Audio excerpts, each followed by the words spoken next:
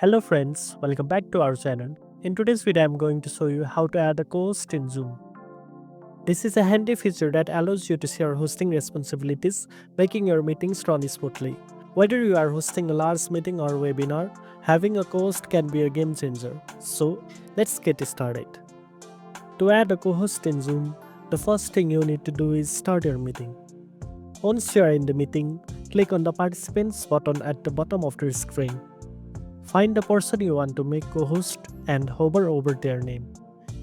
You will see a three-dot option next to their name. Click on that and from the menu, select Make Host. A pop-up will appear. Click S to make them a host.